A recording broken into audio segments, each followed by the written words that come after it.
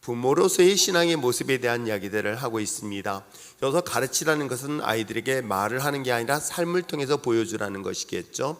그 삶의 모습은 어떤 것일까? 오늘부터 특별히 제가 이 다음 세대 자녀에 대한 이야기들을 여러분과 함께 말씀을 나누려고 합니다. 그만큼 다음 세대 믿음의 자녀들에게 신앙 교육은 최고의 가치라는 것 잊지 마시기를 바랍니다. 제가 몽골 선교 갔다 온 이후에 오늘은 특별히 그 선교지에 만났던 선교사 그 또래 아이들, 그 소위 말해서 제가 중등부 교사였었을 때 가르쳤던 제자들 중에 또 한 딸내미가 오늘 인사를 왔어요. 남편하고 같이 왔습니다. 같이 이야기 나누면서 하나님의 은혜를 이야기 나누고 말씀 나눌 때 가야말로 같이 눈물을 흘릴 수 있는 그런 시간들을 준 것이 얼마나 감사했는지, 그리고 또 감사하게도 그 친구가 교사를 하고 있습니다. 청소년부 부장 권사의 직분을 맡고 사역을 감당하고 있는데, 정말 그 아이들의 영혼들을 생각하고 기도할 때마다 가슴의 아픔과 고통을 같이 이야기하면서 자기가 돌아보니 선생님에 대한 이야기를 쭉 하더라고요. 그래서 아무튼 그런 은혜를 나누면서 자녀 교육, 다음 세대에 대한 교육이 다시 한번 우리가 한 번쯤은 깊이 생각해 보면서, 그럼에도 불구하고 제가 여전히 아이들을 데리고 멀리 여행을 떠나는 이유도 제가 말씀드렸잖아요. 제가 선교지면 선교지에 관심 있는 게 아니라 난 저희 아이들에게만 관심이 있고요, 저의 성도들에게만 관심이 있어요. 선교지의 사역은 그들이 할 문제고, 이 선교지 현장에 내려간 내 생명과 같은 이 존재들이 어떻게 하면 이곳에서 말씀을 통해서 아니면 현장에서 하나님의 은혜를 경험하게 할 것인가 라는 것들이 제 마음속에 더 큰 욕심으로 사로잡혀져 있습니다.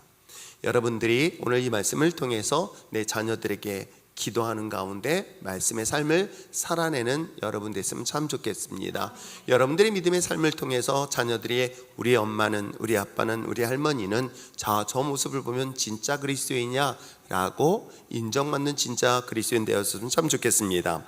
그러면서 이야기를 하고 있어요. 많은 재물보다 무엇을 택하라? 명예를 택하라. 은금보다 무엇을 택하라? 은총을 택하라. 이건 뭐냐면 하나님과의 관계를 말하고 있는 거예요. 내가 물질보다 더 중요한 것은 하나님과의 신의, 하나님과의 관계를 우선순위로 두고 무엇보다도 하나님의 은혜를 사모하는 여러분이 되어질 것을 삶을 통해서 보여주라라고 이야기를 하고 있습니다. 그러면서 쭉 이야기를 하고 있어요. 가난한 자, 부한 자 다 함께 살기를 모든 자를 지으신 하나님이니까, 이것은 어찌 보면 우리가 신앙생활하면서 부모로서 가난한 자든 부유한 자든 우리가 어떻게 섬겨야 할 것을 이야기하고 있고요. 슬기로운 자는 재앙을 보면 어떻게 한다? 그러니까 지혜롭게 피한다는 걸 말하는 거예요. 무서워서 피하는 게 아니라 지혜롭게 피하는 것. 그러니까 우리가 주어진 삶 속에서 굉장히 큰 어려움들의 문제가 있는데, 혹시 이걸 간증으로 생각하지는 마세요. 여러분, 그걸 다 경험하고 나가는 그리스도인들이 있다면 굳이 그런 과정을 안 거치고도 믿음 생활을 잘할 수 있을까 없을까? 잘해야 됩니다. 저는 목회하거나 여러분 신앙생활하면서 굳이 그 어려운 과정들의 재앙들을 만나고 두들겨 맞을 건 다 두들겨 맞아가면서 신앙생활을 할 필요는 없어요. 지금 그 얘기를 하고 있는 거예요. 그래서 지혜로운 믿음의 사람들은 재앙이 있었을 때 재앙을 피하는 길을 미리 알려주고 있지만, 미련하고 어리석은 자는 어떻다? 그것을 오롯이 다 온몸으로 부딪히면서 가고 있다라는 이야기를 부모로서의 모습을 보여주고 있는 거예요. 그래서 사실은 그리스도인으로서, 부모로서, 신앙에 앞선 사람으로서 자녀들에게 나의 삶을 통해서의 평안함을 보여주는 것도 신앙생활에서는 굉장히 큰 아름다운 덕목 중에 하나일 것이다. 그러면서 4절에 겸손과 여호와를 경외함에 대한 보상이 뭘로 나타나고 있다? 재물과 영광과 생명이라고 이야기. 그럼 앞부분 1절에서 얘기하잖아요. 내가 재물을 선택하였고 또 은금을 선택하였다. 근데 그로 인해서 내가 망하는 길을 선택하는가 있는가 하면, 오히려 하나님을 경외하였더니, 하나님을 신뢰하였더니, 하나님을 의지하였더니 따라오는 것들이 있어요. 내가 이걸 목표로 사는 게 아니라 하나님이 나에게 부어주시는 것이 있습니다. 그게 바로 재물과 영광과 생명이라고 이야기를 하고 있습니다. 자, 패역한 자의 길에는 뭐가 있다? 가시와 올무가 있으나 영혼을 지킨 자는 이를 멀리한다라고 이야기하고 있습니다. 자, 이러한 삶을 살아내는 것들을 자녀들에게 보여줘서 가르치라고 이야기하고 있는 거예요. 부모로서의 믿음의 참된 모습을 통해서 자녀들이 닮아갈 것을 오늘 성경을 통해서 이야기를 하고 있습니다. 자, 그렇듯 우리 자녀들 다음 세대에 대한 교육이 왜 이렇게 중요할 것인가? 제가 벌써 이제 48살이 됐대요. 아니 중학교 2학년 그 철부지 같았던 애들이라고 하기에는 이제 같이 늙어가니까 차마 뭐라고 말을 못 하겠는 거야. 근데도 아직까지 저에게는 애들 같고 그 엊그저께 그냥 철부지 같아가지고 요즘은 어떤지 모르겠지만은 옛날엔 진짜 아이들이 그 남자 여자의 교제가 순수했잖아요. 그래가지고 오늘은 A 커플하고 B 커플이 서로 친구가 됐어요. 그래가지고 막 하다가 어느 순간인가 이 커플이 또 바뀌었어. 싸워가지고 또 이 커플과 이 커플이 만나고 막 그랬으면서도 다 친구가 되어졌던 그 아이들, 그렇게 해서 자랐던 아이들이 이제는 본인이 선생이 되어지고 아이들의 영혼을 감당하면서 안타까운 마음들, 저들에게 어떻게 하면 복음을 바로 가르쳐 줄 것인가, 저들에게 어떻게 하면 예수님의 생명을 바르게 전달할 것인가, 이거에 대한 자학도 하고 자책도 하면서 괴로워도 하면서, 그러면서도 불구하고 주신 사명을 감당하고 있는 것들은 무엇 때문일까? 물론 우리에게는 육으로 난 자녀가 있는가 하면 영적인 자녀들도 있습니다. 저 역시도 마찬가지인 거예요. 저에게는 모두 다, 근데 이제 연령대가 너무 차이 나니까, 이건 지금 소진자매가 이제 내 아들뻘 나이 정도 되잖아요. 근데 그 밑에 있는 딸을 딸이라고 해야 되나, 손녀딸이라고 해야 되나. 그런데 무조건 저에게는 딸이라고 다 표현하고 아들이라는 표현을 쓰고 있거든요. 내게는 영적인 자녀들처럼 여러분들 마찬가지입니다. 여러분들에게 있어서 육으로 난 자녀도 있고, 또 내가 순장으로서 목장으로서 감당한다면 내게 맡겨진 영혼도 나에게 영적인 자녀라는 것이겠죠. 왜 우리에게 이 자녀가 소중할까? 우리나라에서도 그런 얘기를 하잖아요. 옛날부터 소와 집을 팔면은 자녀를 어디로 보내요? 어디로 보낸지 아세요? 바로 서울로 보내서 교육을 시킨다라고 우리 옛날부터 그런 이야기가 있었습니다. 어찌 보면 자녀 교육을 위해서라고 한다면 투자하는데 아깝지 아니하였고, 공부하는 데 있어서 부모가 고생하더라도 어떻게든 자녀를 교육시키려고 했었던 우리나라의 정서와 분위기가 있었습니다. 그만큼 자녀를 잘 양육한다는 것은 얼마나 중요한 일인지, 요즘이야 그렇지는 않지만 옛날에 자녀들이 많이 나올 때 그 중에서 장남만 잘 되면 나머지는 다 잘 될 것이다. 그래서 그 장남에게 얼마나 많은 투자를 하면서 공부를 시켰는지, 그렇죠? 이 장남 하나 보고 그런단 말이에요. 제가 장남이다 보니까 여동생들은 그게 항상 불만이었죠. 너희들은 공부 안 해도 돼. 오빠만 하면 돼. 오빠만 좋은 옷 입으면 돼. 너희들은 괜찮아. 얻어 입어도. 이렇게 편견을 가지고 자라왔으니 당연히 저도 편견을 가질 수밖에 없죠. 그렇듯이 부모님들이 자녀에 대한 교육에 대해서만큼은 아마 우리나라의 특성상 더 누구보다도 더 뛰어나지 않았을까. 그런데 하물며 우리가 그리스도인이라고 한다면 우리의 자녀에 대한 교육이 얼마나 중요할 건가. 그런데 한 가지, 우리가 자녀 교육에 대한 기준은 세상 사람들과는 달라야 되지는 않을까요? 세상 사람들은 성공을 위해서 아이들에게 투자를 하고 교육을 시키려고 합니다. 그런데 우리의 진정한 성공은 어디일까? 무엇일까? 그것은 바로 하나님의 자녀로 만드는 것이라는 것을 항상 잊지 마시기를 바랍니다. 왜 그럴까요? 바로 하나님이 우리에게 주신 자녀는, 우리에게 표현을 성경을 뭐라고 얘기했냐면 하나님이 우리에게 주신 기업이라고 이야기하고 있어요. 이 기업이라는 것은, 여러분 어떤 기업인데 기업의 상속자, 오너가 있습니다. 우리가 잘 알고 있는 것처럼 이병철 씨가 삼성의 그룹의 회장이 됐습니다. 이건희 회장이 됐습니다 하면서 그 자녀들에게 그 그룹을 물려주잖아요. 그런 기업이라는 거예요. 즉 하나님이 내게 주신 이 천국의 기업을 누구에게 물려주는 것이다? 자녀에게 물려주는 것이기 때문에 우리에게 있을 그 자녀의 하나님의 나라의 신앙 교육은 그만큼 중요한 것이고요. 또 뿐만 아니라 이 자녀들은 누가 주신 선물이다? 하나님이 우리에게 주신 선물인 거예요. 여러분, 선물을 귀하게 여기지 않는 사람이 있는가 하면 귀 여기는 것, 아마 여러분들도 다 경험하지 않았을까요? 남편에게 선물을 했는데 그 선물을 귀하게 여기지 않는다면, 정반대로 남편에게 선물을 받았는데 그 선물을 가볍게 여긴다면 어떨까요? 그래서 우리나라 정서의 문화하고 외국의 미국의 정서의 문화하고 좀 다르다 그랬잖아요. 그들은 삼촌을 위해서 너무나 좋은 선물 준비했어. 그래서 난 기대를 해요. 향수를 준비했을까? 좋은 시계를 준비했을까? 막 설렜는데 편지에다가 그림을 그렸어요. 막 해가지고 도화지에다가 종이 한 장, 그것도 뭉치져가지고 서운하게. 우리 주은이는 어떤지 아세요? 목사님 사진을 생각하면서 그림 그려가지고 그것도 한 장짜리가 아니라 책자리 갖고 와가지고 보여주면서 얘기했는데, 하물며 거기는 그냥 도화지에다가 쭉 찢어가지고 거기다가 그림 그려가지고 삼촌이야 하면서 뭐 메리 크리스마스라도 뭘 해가지고 써서 주면서 이게 선물이라 그래. 얼마나 받아본 내가 서운할까. 갑자기 서운함이 밀려와. 근데 그것을 내가 만약에 쓰레기통에 던진다고 생각해 보세요. 그런데 그들에게는 그것이 마음에 담긴 선물이라고 얘기를 하더라고요. 아, 이게 우리나라 문화하고는 좀 다르구나. 그런데도 불구하고 자기 손에 의해서 자기가 직접 만든 것에 대한 최고의 가치를 두고 있음을 저는 보게 되어져요. 하나님께서 내게 주신 선물은 바로 여러분의 자녀라는 거예요. 그 선물을 얼마나 잘 관리하느냐는 것은 바로 우리의 몫이에요. 그래서 자녀는 내 것이 아니에요. 하나님의 것이기 때문에 그것을 하나님의 선물로 인정하는 것, 이것이 그리스도인 부모로서 주어진 자녀에 대한 기준인 거예요.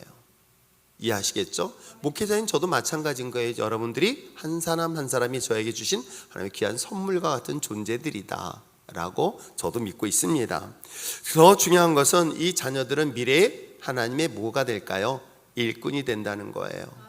이 자녀들이 하나님의 나라의 귀한 일꾼으로 쓰임받을 수 있다는 것을 여러분 믿음의 눈으로 바라봤으면 참 좋겠어요. 자, 그렇다면 내게 주신 자녀가 바로 하나님의 우리에게 하나님의 나라를 이어받을 기업이라고 보았고 선물이라고 보았다면 일꾼은 내가 미래의 눈으로 바라보는 거예요.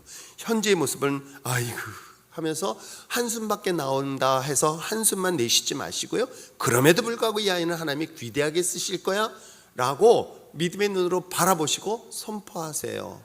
그림을 그리세요. 그러면 그림대로 가게 되어 있어요. 내가 가게 하는 게 아니라 하나님이 인도하세요. 여러분 참 하나님의 자녀가 가지고 있는 꿈을 그린다, 이게 뭐 허무맹랑한 것 같죠? 전 그렇게 생각하지 않습니다.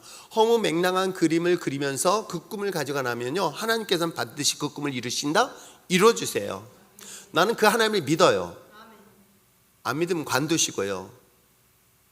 그런데도 불구하고 눈앞에 당장 내일 보이지 않는 것, 성장하지 않는 것, 변하지 않는 모습 가지고 실망할 필요가 없어요. 지금 모습이 아니라 훗날의 모습. 왜냐면 근데 사실은 그 내가 느리면 상대도 느리게 되어 있어요. 아세요? 내가 성장하는 만큼, 내가 변하는 것만큼 내 주변도 변한다. 잘 이해가 안 되면 이렇게 생각해 보세요. 제가 만약에 대리에서 과장으로 올라가는데 남들은 2년 3년 걸리는데 난 7년 걸렸다고 생각해 보세요. 내가 7년 걸리는 것만큼 내 주변의 환경은 똑같이 변하지 않아요. 이해하시겠어요?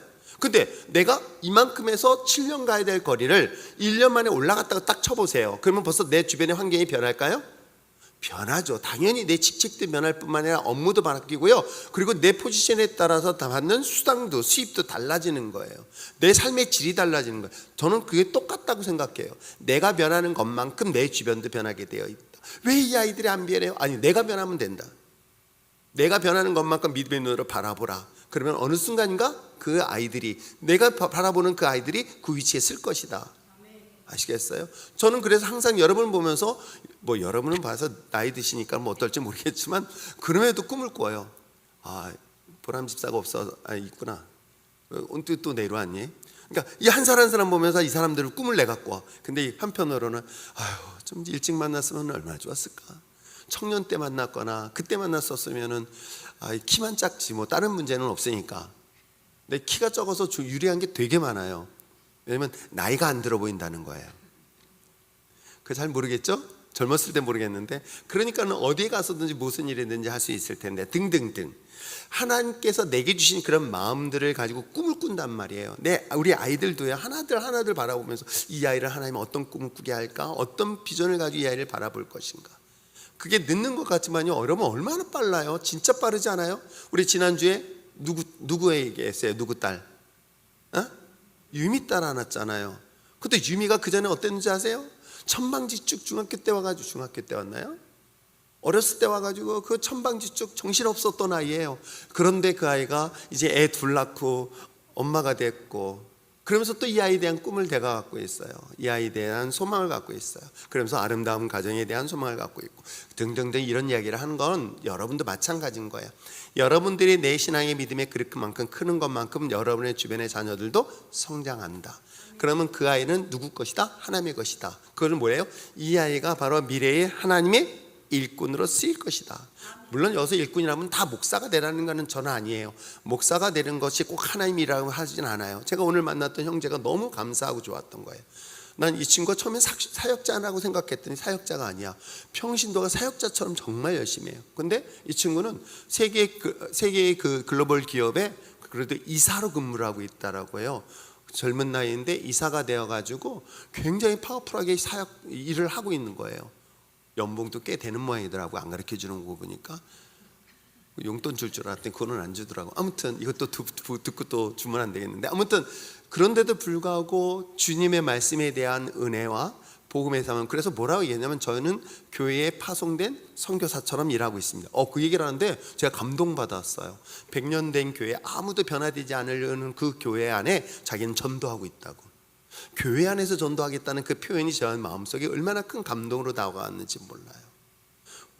아이가 바르게 사고를 갖고 있구나. 내가 제대로 된 신앙, 그러면서 같이 얘기하다가 구원에 대한 이야기를 나눴고 복음에 대한 이야기를 나눴더니 사실 그 부분은 자기도 심각하게 고민을 하고 있기 때문에 자기는 교회 안에서 전도자로서 남고 싶다고 얘기를 하는 거예요. 제가 그 말에 사실 참 많이 감동을 받았습니다. 우리가 하나님의 일이라는 건 그렇게 이루어지는 거예요. 하나님의 일이라는 것을 그렇게 사명을 감당하는 거예요. 여러분들의 그 자녀들이 큰 기업에 들어가서 오너로서 진정한 크리스찬으로서 선한 영향력을 미칠 수 있다고 생각해 보세요. 또 여러분의 자녀들이 훌륭한 정치가가 돼서 선한 영향력을 미칠 수 있다고 한번 상상을 한번 해보세요. 여러분의 자녀들이 변호사가 됐던 검사가 되어서 선한 영향력을 미치고 있다고 한번 상상을 해보세요.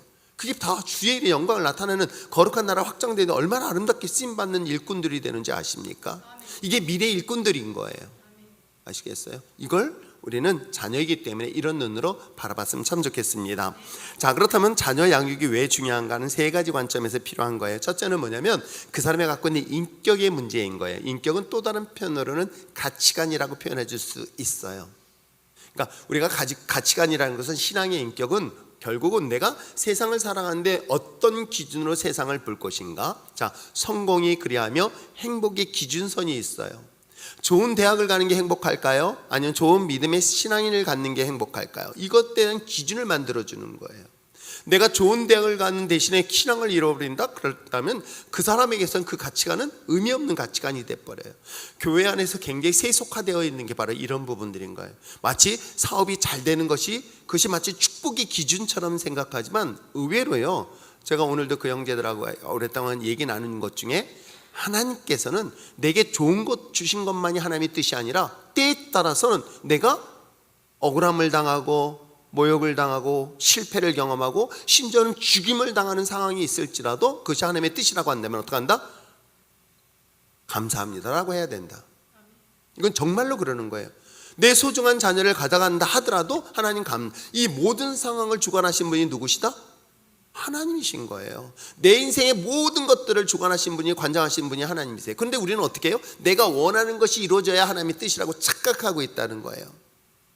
내가 절망적 상황 속에서도, 내가 실패적 상황 속에서도, 많은 상황 속에서도 그래도 저는 하나님 안으로 충분합니다, 예, 감사합니다 라고 할 수 있는 진짜 그리스도인의 생명을 갖는다는 것이 그만큼 중요한 거예요. 이게 바로 가치관인 거예요. 그 사람이 갖고 있는 인격인 거예요.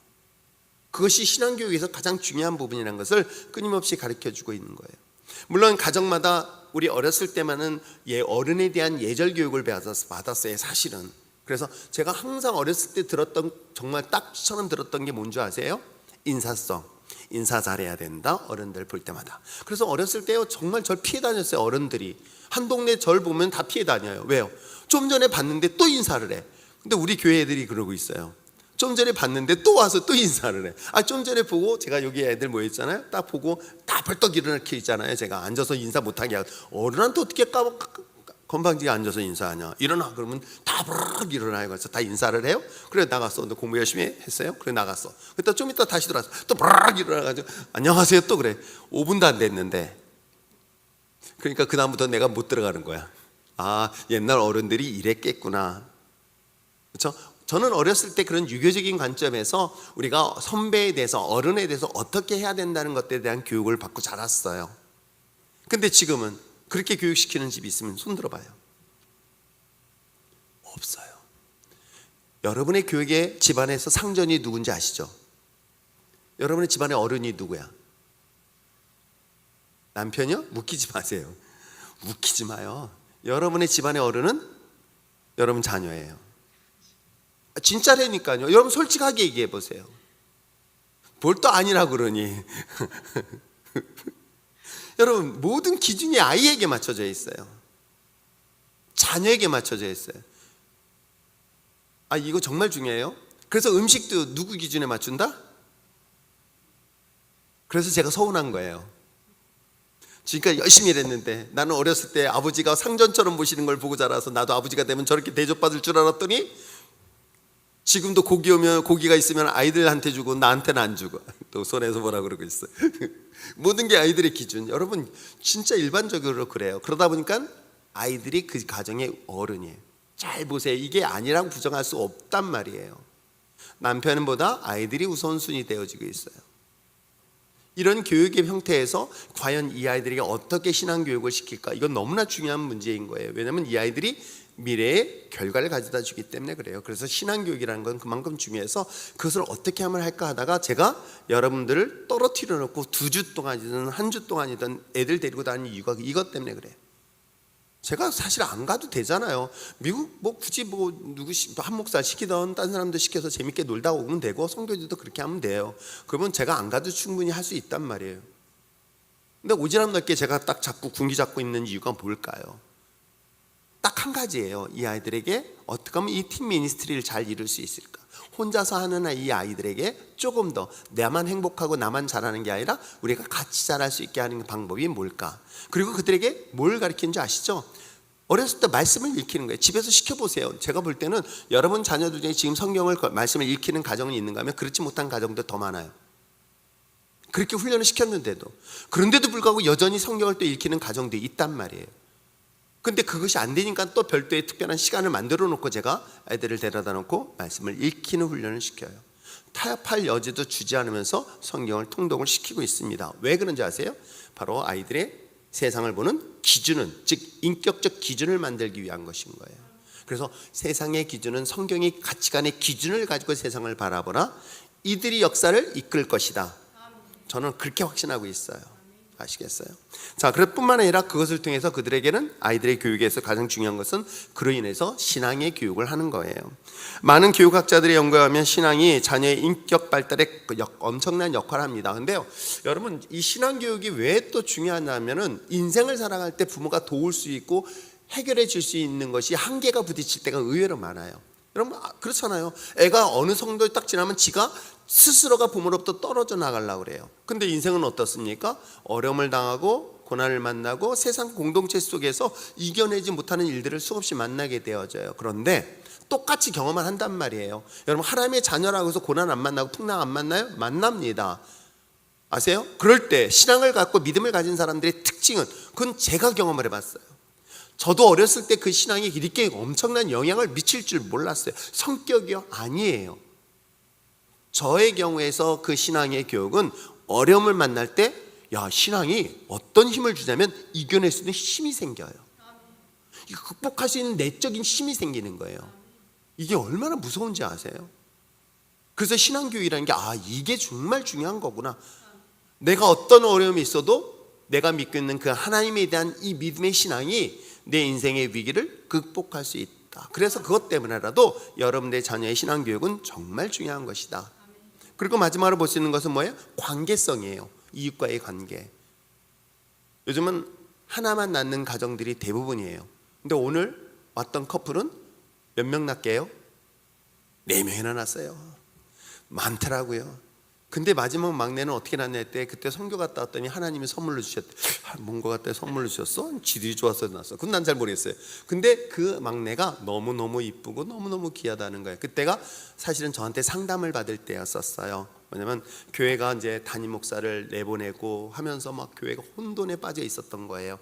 그래가지고 여러분 알잖아요. 담임 목사를 내쫓는 그룹과 그렇지 못한 그룹이 교회 안에서 문제가 일어나면 성도들이 얼마나 많은 상처를 받게 되는지 아시잖아요.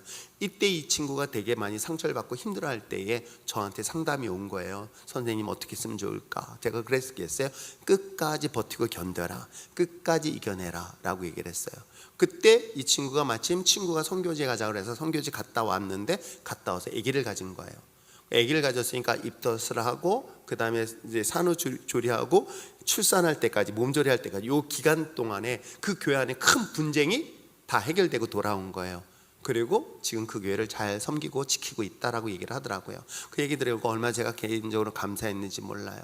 떠나면 쉬울 수 있을지 모르겠지만 끝까지 버티고 견디고 이겨내라 라고 제가 가르쳐 줬어요. 제가 왜 이런 얘기를 하냐면 한 사람 한 사람만 키우는 가정과 달리 아이를 4명 키우다 보니까 그 안에 속에서도 작은 사회 공동체를 경험한다는 거예요. 작은 아이들 공동체 속에서. 그래서 아이들을 절대 집에서만 키우지 마라, 이 교회 공동체 안에다 넣어놔라. 그럼 그들 속에서도 어때요? 질서가 경험해요. 또 여러분 아이들이요, 어린이집 가면요 모를 것 같죠? 그 어린이집도요 거기 서열이 정해져요. 그래서 그 안에서 사회를 경험하게 되었죠. 이 모든 것들을 다 경험할 수 있는 것이거든요. 그런데 신앙교육은요, 신앙교육은 바로 이런 관계 속에서 관계성을 만드는 거예요. 제가 특별히 해외 선교를 나가거나 아이들 팀 절 때 꼭 조별로 나눠요. 그리고 조별로 움직이게 하고 조별로 철저히 팀을 만들게 만들어져요. 왜요? 만약에 그렇지 않으면요 친한 몇 사람만 같이 어울리고요 그 중에 또 왕따가 생길까 안 생길까요? 제가 참 신기하게 목회해 보면서 3명이 다니면 남자 3명은 어깨동무예요. 삼총사야. 근데 여자 셋이 딱 모이면 항상 한 사람은 왕따시켜. 죄송해요, 여러분들은 안 그러리라고 생각하지만 제가 지금까지 목회 경험이에요. 아니 3명이면 셋이 친하면 되는데 어느 날은 둘이 친하면 한 사람이 약간 소외된 느낌, 그러다가 2명이 친하면 여기 1명이 소외된 느낌, 이런 느낌을 항상 받게 하는 거예요. 그래서 아예 팀을 만들어주는 거예요. 그 팀을 만들면 어떤 현상이 나타나는지 아세요? 내가 잊지도 못해요. 어느 아이 집, 누집 아이인데 이 아이가 정말 잘 이걸 못했어. 암송을 잘 못했어. 그랬더니요 팀 애들이요 한 사람이 잘못하면 팀이 다 벌을 받거든요. 엎드려 뻗치기도 하고 막 그래요. 그런데 너무 재밌는 건 난 이 아이들이 원망할 줄 알았어. 아니에요. 그 잘 못하는 친구를 도와주는 거야. 옆에서 도와주는 거야. 수시로 물어보고 수시로 얘기하고. 그래가지고 그 4명이 그 팀이 다 하는 걸 내가 보면서 저게 교회다, 저게 건강하게 사회를, 즉 나만 잘하면 되겠지가 아니라 너도 같이 잘해야 돼라는 그런 건강한 모습을 제가 기대하고 있는 것. 이건 훈련을 통해서 이루어지지 않으면 안 되잖아요. 부모로부터 개입된 관습부터 딱 끊어버리고 제가 다니면 아이들은 충분히 그런 모습들을 보여줄 수가 있어요.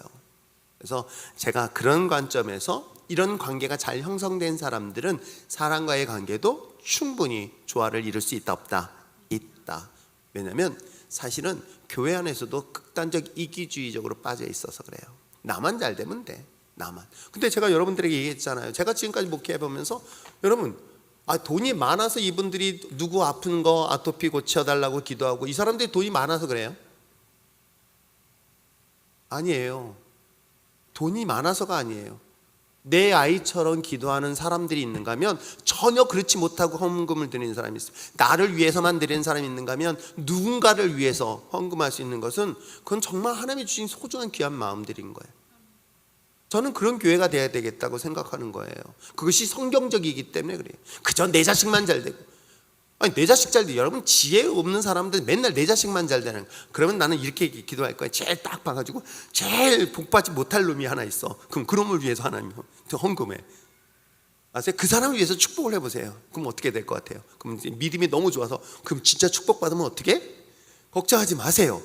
놀랍게도 하나님이 그 사람을 축복할 뿐만 아니라 내게도 그 은혜를 주신다는 거예요. 근데 어때요? 여전히 이기적인 거예요. 한국교회의 심각한 건 나만 잘 되면 되는 거예요. 나만 아무 문제 없으면 돼. 나만. 그래서 이기적인 그리스도인들이 의외로 되게 많아지는 거예요. 저는 교회가라고 생각하지 않아요. 그래서 교회라는 것은 교회에 등록하고 교회에 우리가 적을 두는 순간부터 우리는 뭐예요? 운명 공동체가 돼야 된다. 죽음도 함께 할 수 있고 기쁨도 슬픔도 눈물도 함께 할 수 있는 공동체가 된다. 그래서 교회 안에서 비밀을 이거 어떻게 얘기해? 비밀 다 여러분 비밀이 있는 가정은 위기의 가정이에요. 여러분 남편이 여러분 아내가 비밀이 있다고 생각해 보세요. 안 좋은 비밀만. 그러면 심각한 거예요. 저는 교회는 그래서는 안 된다고 생각해요. 교회는 그 모든 것들을 같이 공유하고 그 사람이 부끄러운 걸 내가 안고 울면서 기도해 줄 수 있고 금식하면서 기도할 수 있고 예물을 드리면서 하나님 우리 아이 가정이 하나님 은혜 가운데 회복되게 해달라고 기도할 수 있는 그런 건강한 공동체, 그게 바로 이웃을 커뮤니티를 이루는 중요한 모습이라는 거예요. 신앙교육은 어렸을 때부터 이렇게 가르치는 거예요. 그래서 우리의 신앙교육은 개인의 인격의 가치관 뿐만 아니라 신앙, 그리고 더 중요한 것은 이웃과의 관계를 회복하게 한 신앙교육이다 라고 이해하시면 되겠습니다. 자, 그렇다면 이것에 대하여 여러분들이 뭐가 돼야 될까요? 모델이 돼야 되잖아요. 모범이 돼야 되잖아요. 그렇잖아요. 자녀들은요, 여러분의 모습 보고 신앙을 가져요. 다른 사람 몰라도 우리 엄마는, 우리 아빠는 하면서 여러분의 믿음의 모습을 보면서 여러분들은 자라게 되어 있습니다. 아시겠어요? 저도 그걸 깨닫고 난 다음에 그전에는 몰랐다가 예수 믿고 난 다음에 바뀐 다음에, 그래 내가 이제 예수 믿는 선생님이잖아. 저 중등부 선생인데, 그래서 여보 싸우더라도 우리 애들 모르게 싸우자. 그래서 몰래 싸웠거든요. 근데 내 애들은 알아요. 애들은 그걸 어떻게 하는, 소리 내서 싸운 적도 없는데도 애들은 싸운 걸 알아. 왜? 뭐 때문에? 쌀쌀한 분이기 때문에. 그렇죠? 엄마 아빠 이상해? 그러면 그 어린 애들도 그걸 느끼는가 보더라고요. 그렇죠? 큰 소리 내고 싸운 건 아닌데도 불구하고, 그래서 내가 그거 보면서 부모들의, 내 자녀들이 봤을 때 우리 부모님은 나의 믿음의 모습은 어떤 것일까. 그래서 저는 이 부모로서의 자녀의 좋은 부모는 이 5가지를 얘기할 수 있는데, 첫째는 모델이 되는 거예요. 본보기가 되십시오. 내가 신앙의 본보기. 그래서 여러분, 절대 교회에 대한 부정적인 말은 입 밖에도 하지 마라. 제일 미련하고 아주 나쁜 교육 방법 중에 하나다. 아세요?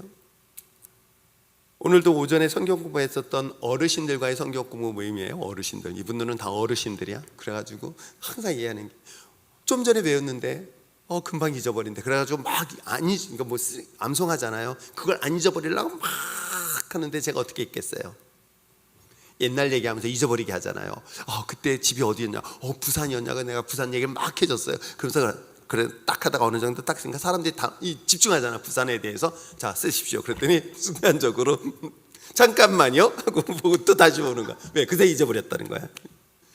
그런데도 불구하고 성경을 읽고 있는 그 모습들을 보면서 부모로서의 어떤 모습을 보일 것인가, 그 모습 속에서 보여주는 것이 바로 모델이 되라는 거예요. 여러분의 삶의 모델이, 신앙의 모델이 되라는 거예요. 아이들은 행동을 말로 보는 게 아니라 행동을 보고 배우게 되어져 있습니다. 그러므로 부모는 좋은 본이 되지 못한다면, 그렇기 때문에 교회에 대해서 부정적인 말을 하면요, 아이들은 어떤지 아세요? 교회를 전체적으로 부정적으로 봐요. 여러분, 요즘 자녀들이 결혼을 안 한다? 그건 뭐 때문인지 아세요? 여러분, 부모들이 행복한 가정이 아닌 것 같아.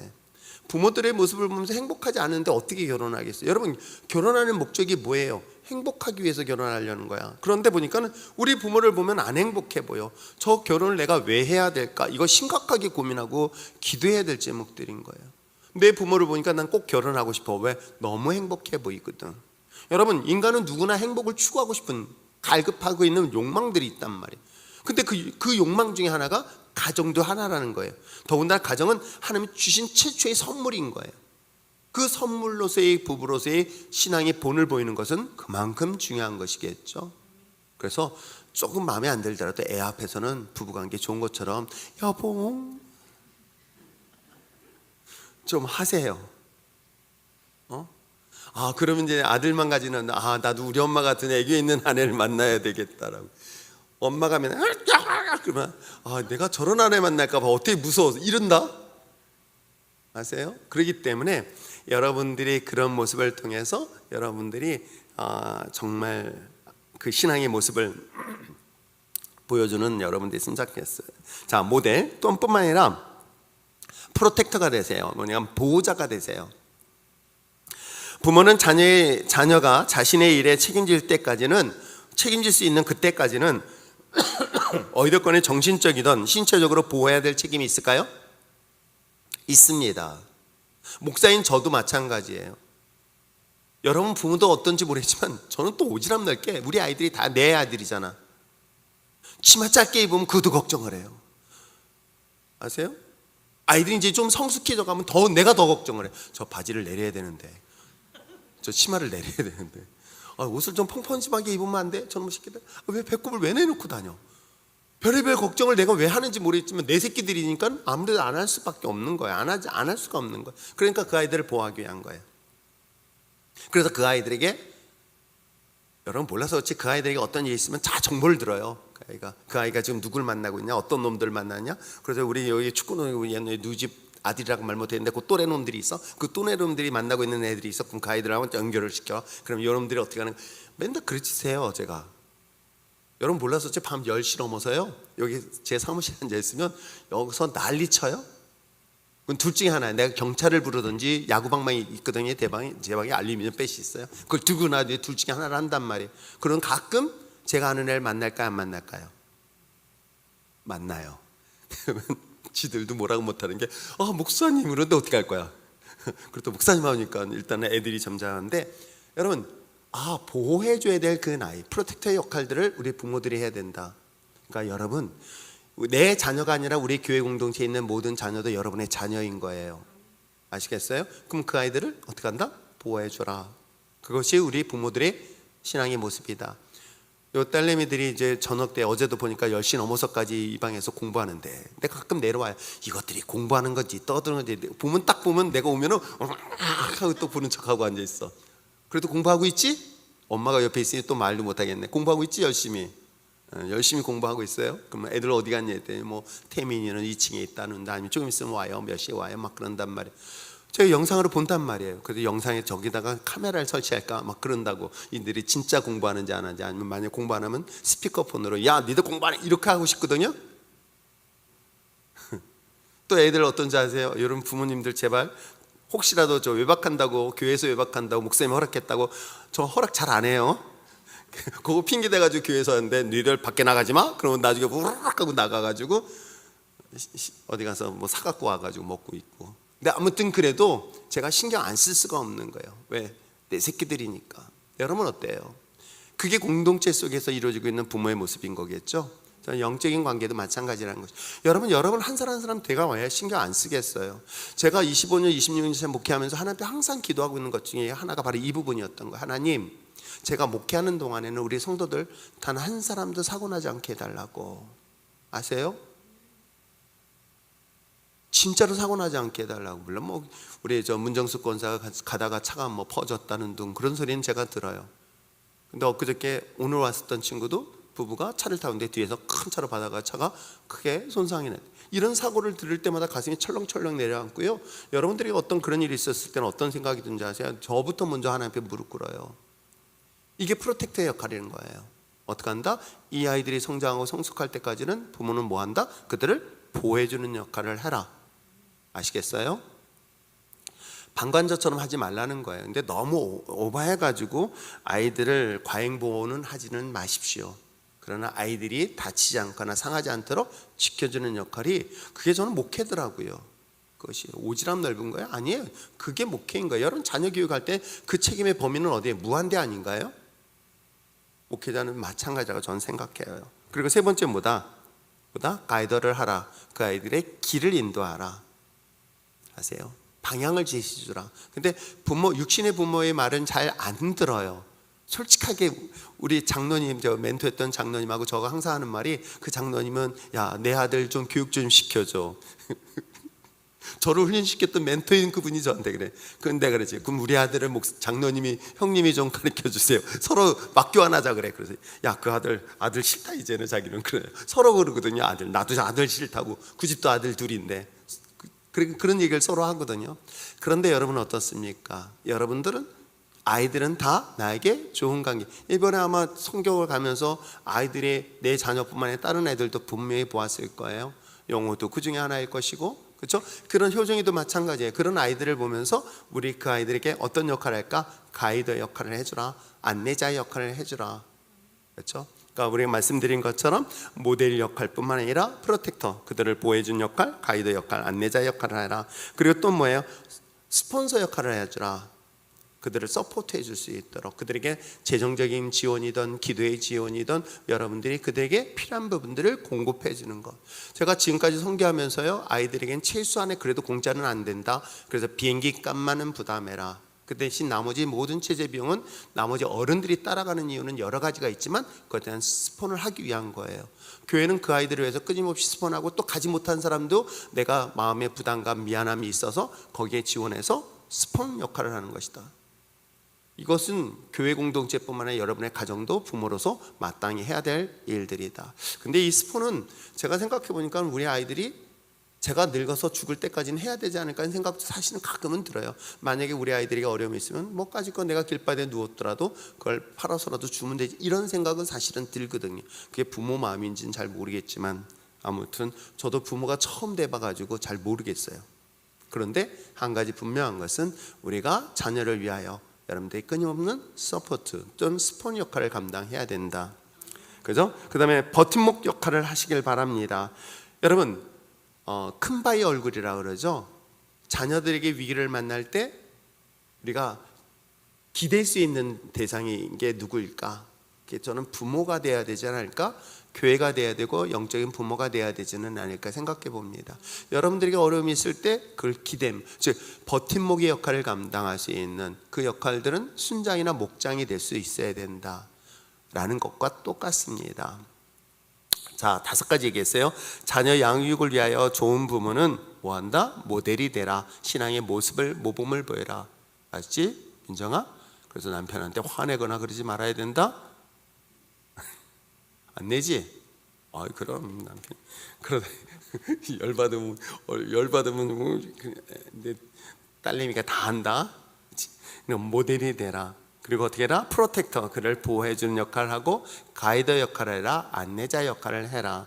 그리고 또 뿐만 아니라 스폰서 역할을 감당해라. 그다음에 프로텍터 역할을 감당해라 라고 이야기를 하고 있습니다. 서포터 역할을 하라라고 이야기를 하고 있습니다. 자, 이런 역할들을 잘 감당했을 때 부모로서, 그리스도인의 부모로서 하나님의 거룩한 자녀들, 이 아이들을 말씀 안에서 잘 성장시키지 않을까 하면서 하나하나를 그냥 돌보는 게 아니라 양육, 훈련이라는 목적을 가지고 여러분의 자녀들을 말 들을 때, 근데 해보면 알잖아요. 이게 초등학교 6학년, 중학교 1학년, 2학년, 제가 왜 6학년 애들을 데리고 다니는지 아시겠죠? 요게 조금 지나서 중학교 사춘기 딱 접어들면 말 들어야 안 들어요? 징그럽게 안 들었거든요. 요때 그 전에 잡으면요 오히려 굉장히 수월하게 끌고 갈 수 있어서 그래요. 그래서 요때 이 아이들에게 신앙교육을 시키고, 그러면서 조금씩 성장해서 그 망나니 같은 아이들이, 그렇죠? 그 아이들이 이제는 의젓하게 자기 길 찾아갈 때 얼마나 오는 큰 기쁨과 보람이 있는지 몰라요. 여러분들도 여러분의 자녀가 하나님의 자녀라는 사실 기억해서 우리가 이야기하고 있는 것처럼 좋은 부모, 믿음의 부모가 되어서 아이들에게 선한 영향을 미칠 수 있는 여러분들 있으면 참 좋겠습니다. 기도할까요? 여러분, 이 시간에 기도할 때에 한편으로 하나님, 먼저 내 자녀를 위하여 더 많은 기도를 하지 못했음을 용서하여 주시고, 이제 자녀를 위하여 내 기도가 멈추지 않게 하여 주시옵소서. 기도로 받은 자녀는 절대 망하지 않습니다. 그런데 문제는 신앙의 계승인 거예요. 믿음의 계승인 거예요. 내 자녀들에게 신앙의 모델을 될 수 있도록 하나님 우리를 붙잡아 주시옵소서. 하나님의 은혜 가운데 믿음으로 더 강건하게 하여 주시옵소서. 우리 이런 모습으로 자녀를 위하여 함께 기도한 시간 갖기를 원합니다.